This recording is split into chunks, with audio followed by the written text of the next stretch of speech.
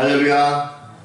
감사합니다. 오늘도 함께 하신 여러분들 진심으로 사랑하고 축복합니다.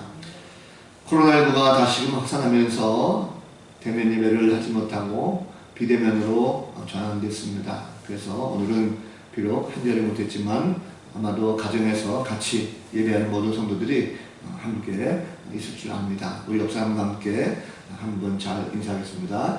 사랑합니다. 축복합니다. 한번 인사할까요? 사랑합니다. 축복합니다. 감사합니다. 네, 감사합니다. 오늘도 우리의 마음 같지만 하나님께서 우리를 부르신 줄을 믿습니다. 말씀을 통해서 깊이 깨닫고 은혜받는 시간 되시기 바랍니다. 최근에 삼성경제연구소와 성균관대와 함께 조사한 한국인이 생각하는 행복 조건에 대한 연구 결과입니다.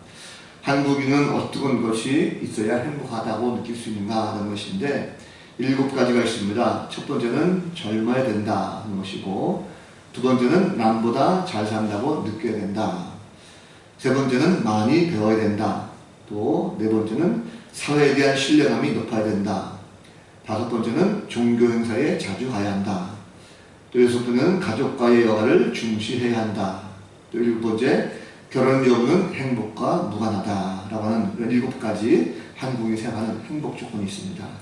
이 내용을 보면 주로 여러 가지 학식이라든지 물질이라든지 건강이라든지 여가 생활이라든지 이런 것들이 굉장히 행복 조건에 많이 있는 걸 보게 됩니다. 자, 그렇다면 우리 그리스도인이라고 하는 우리의 신분을 가지고 우리의 행복 조건은 과연 뭘까 하는 것을 한번 생각해 보시기 바랍니다. 우리는 참된 그리스도인으로서 정말로 행복한 조건이 뭘까 하는 것인데, 우리는 물질이라든지 명예라든지 지식 모두가 다 아닙니다. 우리는 하나님과의 올바른 교제, 하나님과의 올바른 교제를 통해서 우리가 큰 행복을 얻을 수 있다는 사실입니다. 삶을 살아가면서 여전히 우리가 진정한 행복을 느끼지 못했다 한다면 오늘 지금 이 순간 말씀을 통해서 이 말씀이 허공을 치는 것이 아니라 바로 나 자신을 향한 하나님의 음성이다라는 것을 꼭 들으시고 말씀을 통해서 하나님과 올바른 교제를 나누시고 또 진정한 그 가운데에 행복을 느낄 수 있는 복된 성도들 다 되시기를 주님의 이름으로 간절히 축복합니다. 네. 자, 그럼 살면서 누군가를 간절하게 좀 기다려 보신 적이 있습니까? 살다 보면 그런 적이 있죠. 저도 어렸을 때 보면 어머님이 시장에 잠깐 다녀와라고 해서 나가셨는데 생각보다 어린 마음에 긴 시간 동안 어머님이 안 오셨어요. 그래서 무서워 떨고 울면서 엄마 왜 안 와? 빨리 오세요 하고 울었던 그런 기억이 있습니다. 아마도 이런 경험들을 살면서 한 번쯤 다 있으리라 생각이 듭니다. 특별히 사람들이 어떤 위기에 닥쳤을 때, 또 위험에 닥쳤을 때 누군가를 도움을 바라면서 간절하게 기다리는 그 모습이 있죠. 자, 이스라엘 백성들은 위기에 처했을 때 누구를 기다렸을까 하는 것인데, 오늘 말씀의 배경은 이 시편 80편 배경은 BC 722년경에 북이스라엘이 바로 아수르 침공을 말미암아 멸망당하는 이 모습을 보면서 하나님께 간구하는 그런 내용이 되겠습니다. 자, 본문에 보면 이 시인은 구원의 길 목말라고 있죠. 전체적인 7절까지 말씀 보면 앞부분에서는 하나님과 이 이스라엘 백성들이 양과 목자의 관계라는 것을 언급하면서 구원을 구하고 있고, 또 뒷부분에 가면 하나님과 이 백성들과의 관계에서 주종 관계를 말씀하면서 구원을 간구하고 있습니다. 아마도 이들은 지금 현재 당하고 있는 극심한 고통 속에서 속히 빨리 벗어나고 싶은 그 마음이 있는 것 같아요.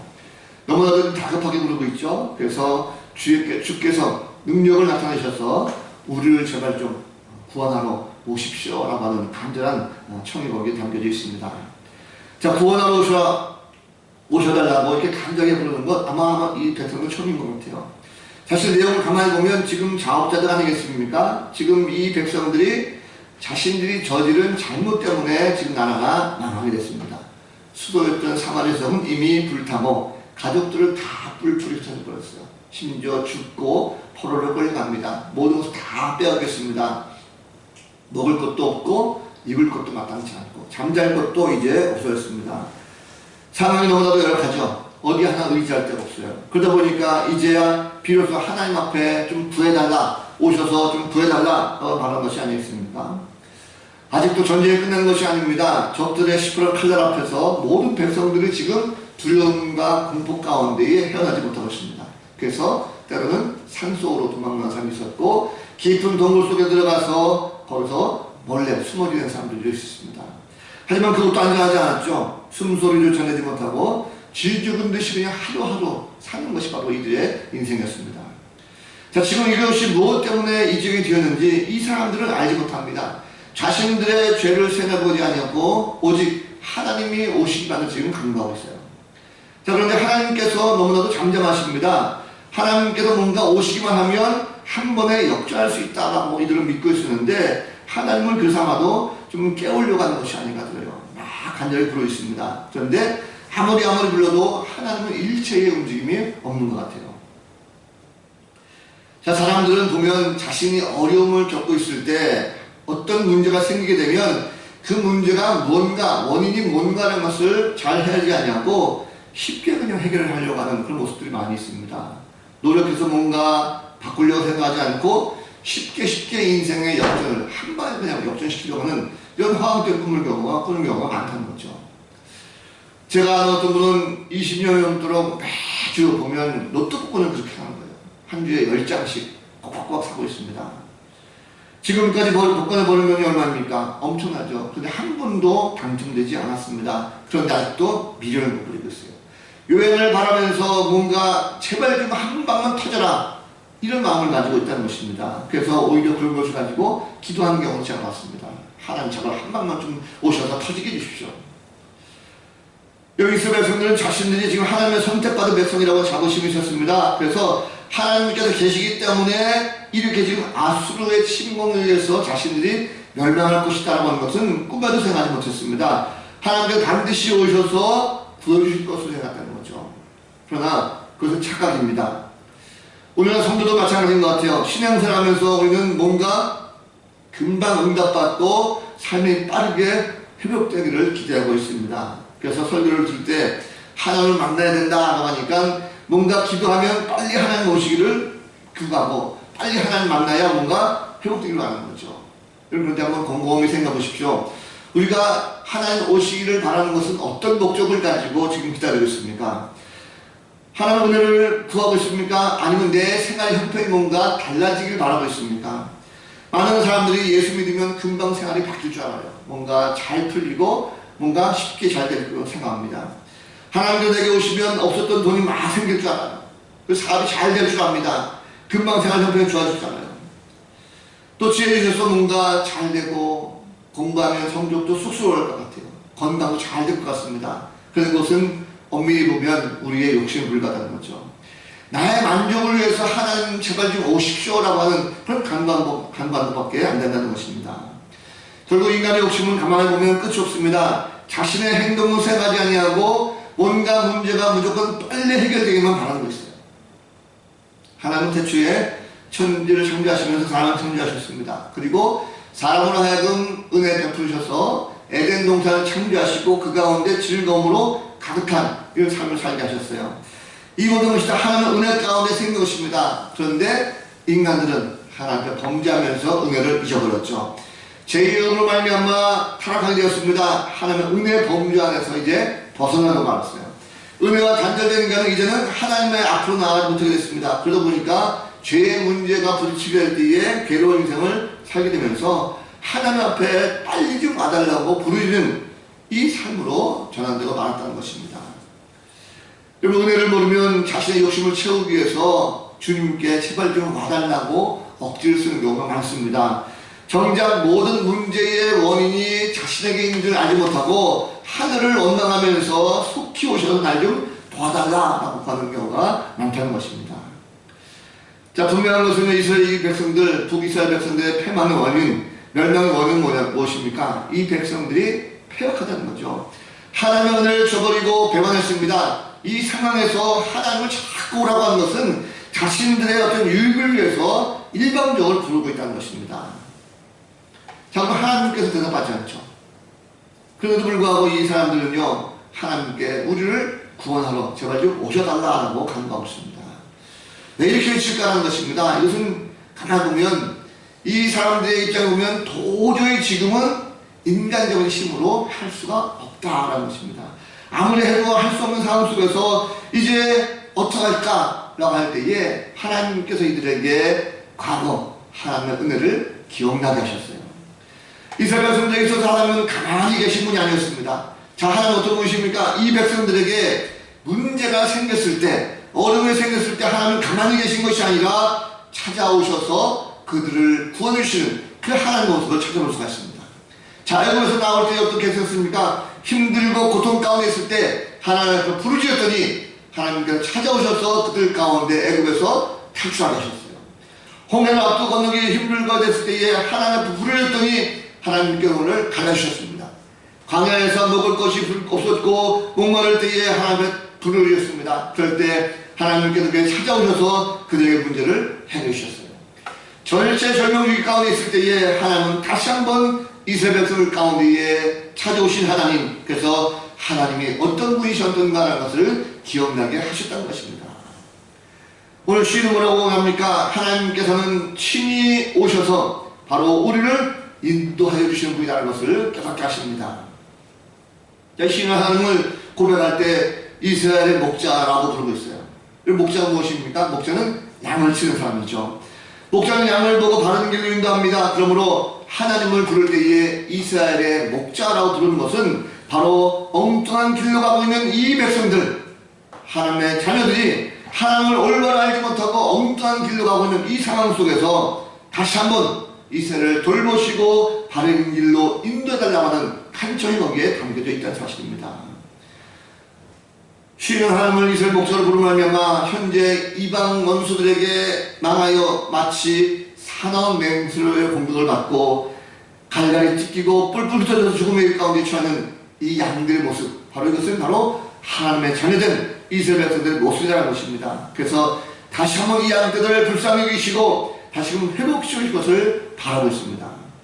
자, 이스라엘 백성들 다시 한번 하나님을 간구하게 됩니다. 자, 그러자 하나님께서 택한 백성들에게 찾아오셔서 그래, 지금 이 나라의 멸망의 원인이 뭔가라는 것을 말씀하면서 목자 되시는 그 하나님의 인도를 거절하고 각자 제 길을 갔던 이 나약한 이 양떼들의 원인이 어디 있는가라는 것을 알게 하십니다. 그래서 양은요, 가만히 보면 스스로 자신을 보호할 수 없는 나약한 존재입니다. 그래서 스스로 먹이를 찾을 수도 없고 방향을 분별할 수도 없습니다. 그래서 양은 목자의 돌봄을 받지 아니하면 결코 아무런 존재도 될 수가 없다는 사실입니다. 그래서 하나님께서 이스라엘 백성들이 양 같은 존재로서 하나님의 인도하심을 받을 때만이 정상적이고 안전하고 평안한 삶을 살 수 있다는 것을 다시 한번 깨닫게 하고 있습니다. 양들이 목자의 음성을 듣지 않으면 엉뚱한 길로 가게 됩니다. 목자는 자신의 양들을 올바른 길로 인도하시기 위해서 때로는 지팡이를 들어서 때려서라도 바른 길로 가게 하신다는 것입니다. 이스라엘 백성들이 목자이신 하나님을 버리고 엉뚱한 길로 갈 때에 하나님께서 아수르라고 하는 지팡이를 들어서 그들을 야단치셨어요. 여기 말씀 보면 지금도 우리 하나님은 우리에게 찾아오셔서 우리를 돌보시고 우리를 인도하십니다. 그렇기 때문에 우리는 하나님 말씀과 하나님의 인도하심에 따라서 순종하야만 바로 바른 길로 가고 복된 삶을 살 수가 있다는 것입니다. 하나님 우리의 목자가 되십니다. 우리에게 은혜를 베푸셔서 좋은 것, 선한 곳으로 인도하십니다. 그러나 우리를 돌보시는 그 목자이신 하나님의 은혜를 저버리고 내 생각이 옳다라고 해서 엉뚱한 길로 가게 된다고 하면 하나님은 가만히 계시다는 거죠. 그런 사람들이 많이 있다는 것입니다. 양을 사랑하는 참 목자이시기 때문에 사꾼은 그렇지 않습니다. 거짓 목자들은 그럴 때 양을 버리고 돌아갑니다. 그런데 참 목자이신 하나님께서 어떻게 해서든지 그 양떼들 다시금 돌아오게 만드시다는 것입니다. 심지어 징계하셔서라도 반드시 돌아간다는 거죠. 하나님은 지금도 우리에게 목자로 나오십니다. 따뜻한 하나님을 잘 경험하시고 그분의 인도하심을 감사하는 성도가 될 줄로 믿습니다. 또 한 가지 하나님께서는 빛으로 오신 분이라는 것을 가르쳐주고 있어요. 오늘 시면 하나님께서 오셔서 좀 들어장나라고 간구합니다. 그런데 유난히 많이 언급하는 문장을 볼 수 있습니다.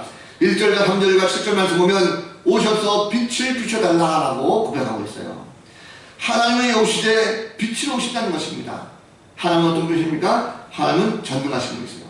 보좌 위에 계신 분이십니다. 천사들의 호의를 받으시면서 세상을 호령하고 계시요. 세상을 바라보시면서 그 바라보시되 불꽃 같은 눈동자로 바로 세상을 지켜보고 계시는 것입니다. 하나님은 졸지도 아니하시고 주무시도 아니하십니다. 백성들이 하나님을 구하게 될 때에 친으로 빛으로 오시는 것입니다. 그래서 이 시인 하나님께서 빛으로 오셔서 우리 가운데 빛을 비춰달라고 고백하고 있습니다. 이 빛이 어떤 것입니까? 빛은 어둠을 물리칩니다. 빛은 무엇입니까? 세상의 희망입니다. 또 빛은 무엇입니까? 바로 우리가 회복을 말하고 있어요. 결국 빛이 세상에 오게 되면 어둠을 물러가게 됐습니다. 절망과 패배의 승전 다 물러가고 새로운 희망이 거기에 생기는 것입니다. 하나님의 얼굴빛은 찬란하게 그려졌습니다. 감히 죄인 인간은 하나님의 광채 빛난 그 얼굴을 쳐다볼 수가 없습니다. 자, 그러나 하나님의 광채는 바로 구원을 이루는 사인에 해당될 수가 있습니다. 그래서 하나님의 거룩한 얼굴빛이 우리에게 임한다는 것은 바로 모든 패배를 다 물리치고 다시금 회복하는 새로운 역사를 우리 가운데에 쓰게 한다는 것을 말씀하고 있어요. 그래서 이 시는 하나님의 빛을 사모하고 간절하게 오셔달라고 구하고 있습니다. 자, 이스라엘 백성들 가장 심한 것이 무엇입니까? 지금 자신들이 아수르 침공으로 말미암아 죽어가고 있는 모든 백성들, 고통 가운데 있는 이 백성들을 위해서 하나님께서 제발 좀 공의의 빛으로 임하시길 바라고 있습니다. 하나님께서 빛으로 임하시다는 것은 바로 하나님의 은혜입니다. 어둠을 가르고 빛으로 바꾸시는 것은 철저하게 구하시는 그런 자들에게 하나님의 임하는 역사라는 것을 볼 수가 있습니다. 우리가 살다 보면 어둠 가운데 처할 때가 참 많이 있어요. 내 삶 가운데 내 환경이 어두울 수가 있고 내 마음이 어두울 수가 있습니다. 그렇다고 한다면 우리는 하나님의 빛을 사모하는 성도가 되야 될 줄로 믿습니다. 빛은 분명한 것은 어둠을 물리치고 하나에 밝혀집니다. 빛은 세계를 죽일 수 있는 지능을 합니다. 강한 빛의 모든 기운들이 다 죽고 말미암아 질병을 고칠 수가 있어요. 빛은 뜨거운 눈이십니다. 차디찬 인생의 밑바닥에서 절망과 낙심에 주저앉는 그런 인생을 할지라도 다시금 뜨거운 열정 가운데 바꿀 수 있는 힘이 바로 빛이라는 사실입니다. 비록 눈앞에 위기가 있다 할지라도 우리 결코 포기하지 마십시오. 하나님은 빛으로 오셔서 반드시 우리 가운데 해결해 주시고 구해주시는 능력이 있게 될 줄로 믿습니다. 또 시인은 하나님께서 오시면 죄인을 돌이키게 하신다는 것을 깨닫게 하셨어요. 자, 시인은 하나님께서 오셔서 3절 말씀 보니까 우리를 돌이켜달라고 하는 것입니다. 자, 앞에서 말씀드린 대로 지금 이스라엘은 아수르의 침공을 통해서 멸망할 것입니다. 자, 이스라엘과 아수르의 전쟁은 민족과 민족의 싸움입니다. 자, 그런데 이 민족과 민족의 싸움이기도 하지만 그 이전에 이 민족들이 섬기는 신들의 싸움이기도 합니다.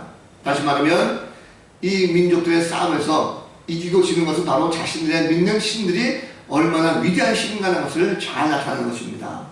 자, 그렇다고 하면 세상의 모든 것 다 우상이라고 했습니다. 하나님만이 살아계신 분이라고 했습니다. 그러면 이 전쟁에서는 당연히 이스라엘 백성들이 이겨야 되는 전쟁이죠. 자, 그런데도 패배하고 말았습니다. 그렇다고 하면 이스라엘 섬기는 하나님은 아수르가 섬기는 신보다 열등한 존재로 전락해 나갔다는 거죠. 이스라엘 백성들이 다 이것을 포기하고 아수르 신을 따라가야 맞습니다. 그런데 오늘 이 시인과 이스라엘 백성들은 하나님을 부르고 있어요. 그것도 바로 전능하신 분으로 하나님을 부르고 있습니다. 이것은 어떻게 가능할 것인가? 자, 시인의 지금 고백은 이 모든 전쟁의 패인이 뭔가 하는 것을 알았습니다. 이 전쟁은 하나님의 능력이 약해서 우리가 패배하는 것이 아니다 하는 것입니다. 하나님께서 그걸 깨닫게 하셨어요. 하나님께서 능력이 없어서가 아니라 바로 이 백성들이 무지하고 이 백성들이 하나님을 떠나고 이 백성들이 하나님 앞에 범죄했기 때문에 하나님께서 능력이 없어서가 아니라 바로 우리의 실수요, 우리의 잘못이요, 우리의 죄악 때문에 이 전쟁에서 우리가 졌다는 것을 알게 됐다는 것입니다. 그래서 자신이 하나님 앞에 간절히 바라면서 우리를 돌이키게 해달라는 것은 우리 모든 잘못을 알고 온전하게 하나님 앞에 회복하면서 철저하게 하나님 앞에 다시금 돌아가게 해달라는 것은 간구하고 있습니다. 이스라엘이 구원 얻기 위해서 철저하게 하나님께로 돌아가야 된다는 거죠. 그래서 시인은 지금 하나님께 돌아가기 위해서 이스라엘 백성들에게 회개하고 그리고 하나님께 돌이키기를 간구하고 있습니다. 우리는 하나님께서 오셔서 뭔가 나에게 은혜를 베풀어 주시기 전에 먼저 구해야 될 것이 내 자신을 돌아보면서 하나님께로 먼저 돌이켜야 되는 이 모습이 꼭 필요합니다. 지금 내가 당하고 있는 고난의 원인이 무엇인가 하는 것을 스스로 좀 깨달아 알고 회개하고 하나님께로 돌아가야 되는 것입니다. 모든 원인은 하나님의 능력이 없어서가 아니라 바로 죄인이었던 우리의 마음속에 나약함이 있습니다. 그렇기 때문에 사람들은 가만히 보면 마치 모든 것이 하나님께로부터 원인 제공이 되었다라고 생각하는 경우가 참 많습니다. 그런데 그렇지 않습니다. 하나님 앞에 원인 제공하면서 그분을 탓하고 오만하는 것이 아니라 내가 무엇 때문에 이렇게 잘못했는가, 하나님 앞에 어떤 범죄가 된 것인가를 우리가 속지 알고 하나님 앞에 부르짖으면서 나를 돌이켜달라고 기도하고 속히 하나님 오셔서 이 문제를 하나님만이 해결할 수 있다는 것을 간과하는 모습이 있어야 될 것입니다. 요즘 코로나가 확산되는 원인이 무엇입니까? 하나님 때문입니까? 그렇지 않죠. 인간의 모든 마음 가운데 탐욕에 물들어서 자연을 파괴하고 어둠으로 말미암아 전락시켜버린 모든 인간의 죄악 때문에 바로 이 모든 문제가 생긴 것입니다. 우리는 이 모든 문제까지도 하나님께서 친히 오셔서 구해주기를 원하는 간과함이 우리 가운데 있어야 될 것입니다. 또 시인은 바로 하나님께서 오셔서 회복의 은혜를 베풀으신다는 것을 알게 됐습니다. 자, 전쟁에서 패배한 자의 삶은 참으로 비참하죠. 아수르가 횡포하는 것이 남자도 더 기름물입니다. 먹을 것이 없고 잠잘 것이 없어요. 매 끼니 먹는 것도 힘듭니다. 눈물 어린 식사가 늘 있었어요. 밥 한 끼 먹으면서 통곡을 하면서 그들은 살고 있습니다. 하나님 믿는 백성들이 오히려 이방 민족을 통해서 오히려 조롱당하고 멸시당하고 있어요. 함께 모여서 기도하더라도 하나님의 은혜가 도무지 보이지 않는 것 같아요. 인간은 한계에 부딪힙니다. 이제는 자신의 힘으로 도저히 할 수가 없다는 것입니다. 철저하게 이제는 하나님 앞에 무릎 꿇고 엎드렸다는 거죠. 자신들의 잘못을 낱낱이 고백하면서 하나님 앞에 무릎 꿇고 그 은혜를 구합니다. 하나님의 땅에 강한 무사를 가지고 있는 강대국 아수르와 비교할 뿐이 아니죠. 이 백성들은 철저하게 하나님 능력을 기도하면서 우리를 완전히 회복시켜달라고 하는 강한 기도가 거기에 담겨져 있습니다. 여러분 불통한다면 하나님께서 우리에게 오시기만 하면, 하나님께 우리에게 찾아오시기만 하면 우리의 삶을 완전하게 회복시킬 수도 남는다는 사실을 더 믿으시기 바랍니다. 세상의 힘은 강하지만 하나님의 능력은 세상과 비교할 것이 못됩니다. 우리가 비록 힘들고 또 어려운 가운데 모든 것 다 이뤘다 할지라도 하나님이 나와 함께 하시기만 한다면 다시금 온전하게 회복하는 이런 역사가 있게 될 줄로 믿습니다. 지금 어느 환경이 할지라도 낙심하지 마시기 바랍니다. 하나님은 반드시 우리에게 오셔서 회복의 은혜를 베풀어 주실 줄로 믿습니다. 어느 말씀을 듣고 보니까 이 시는 말씀을 통해 무엇을 깨닫습니까? 이거 하나님은요, 택한 자들을 그냥 버리지 아니하시고 꼭 붙들어 주십니다. 결코 포기하지 않으십니다. 하나님 자녀들에게 은혜를 주시려 하십니다. 그래서 어려운 환경이라 할지라도 끝까지 인내하면서 따라온 자들에게 친히 은혜를 베풀어 주신다는 것을 꼭 기억하시기 바랍니다. 하나님은 은혜를 베풀어 주시는 분이십니다. 비록 택한 백성들이 죄를 범했다 할지라도 결코 버리지 아니하시고 구해주시는 바로 은혜의 하나님이십니다. 세상은 그렇지 않죠. 세상은 은혜를 모르면 구해주지 않습니다. 오히려 자신에게 해를 끼치고 배반하는 사람에게는 반드시 그 대가를 치르게 하고 그를 버리게 되어 있습니다. 그런데 하나님은 그렇지 않습니다. 한 번 맺은 관계는 끊지 않습니다. 때로는 그를 돌이키기 위해서 어려운 환경을 만들어서라도 반드시 그를 돌아오게 만드는 것입니다. 심지어 하나님 마음을 모르고 계속 방황하게 되면 친히 찾아오셔서 깨닫게 해주는 것입니다.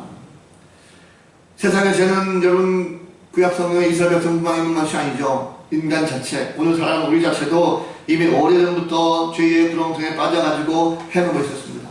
하나님 말씀 가운데 불순종한 인간은 죄의 결과를 말미암아 죽음이라고 하는 결과를 가지고 됐어요.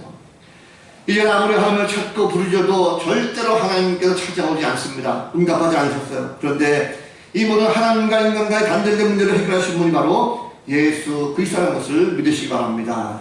주님은 우리를 하나님께로 인도하신 분이십니다. 우리의 목자이신 예수 그리스도, 그분이 오셔서 바로 우리 모든 양들을 품으로 주님이 안아주셨어요.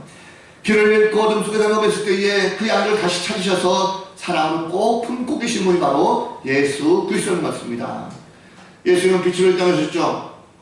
주님은 어둠 속에 살아가던 우리를 다시 하나님께로 돌이키게 하셨습니다. 우리의 죄가 무엇인지 깨닫게 하셨고 회개하게 하셨어요. 주님은 어둡고 답답하고 우울하고 또 가난과 압제와 핍박과 질병과 고통 속에 살아왔던 모든 인생들의 이 어두운 삶을 향해서 다시금 광명한 빛을 비춰주시고 그 빛으로 살아계신 바로 하나님의 아들이라는 것입니다. 하나님의 아들 예수 그리스도는 이 어두운 세상에서 한가운데 환한 빛으로 찾아오셨어요. 요한복음 1장 9절 말씀 보면 참 빛 곧 세상에 와서 각 사람의 비추는 빛이 있었더니 그가 세상에 계셨으며 세상은 그로 말미암아 지은 바 되었으며 세상이 그를 알지 못했다라고 말씀하고 있습니다. 주님은 이 세상에 참된 빛으로 오셨습니다. 자, 그런데 사람들은 그분을 알지 못했죠. 예수님 메시아가 이 땅에 오신 것은 화려한 왕궁에 태어나는 것이 아니었습니다. 부자 집안에 태어나는 것이 아니었습니다. 가난한 목수의 아들로 태어나셨어요. 그것도 말 부위에 누이셨습니다. 사람들에게 섬김을 받으러 온 것이 아니라 오히려 섬기시고 많은 사람들에게 대선물로 주시려고 자신을 희생하시려고 이 땅에 오셨습니다. 성탄이라고 하는 것은 인간의 모든 죄를 다 담당하시고 친히 그 문제를 해결하시고자 하나님께서 친히 인간으로 오신 사건입니다. 여기 세상은 자신들이 필요한 것을 많이 요구합니다. 그래서 물질이 필요한 사람은 자신에게 물질의 풍족함이 넘치길 바라고 있어요.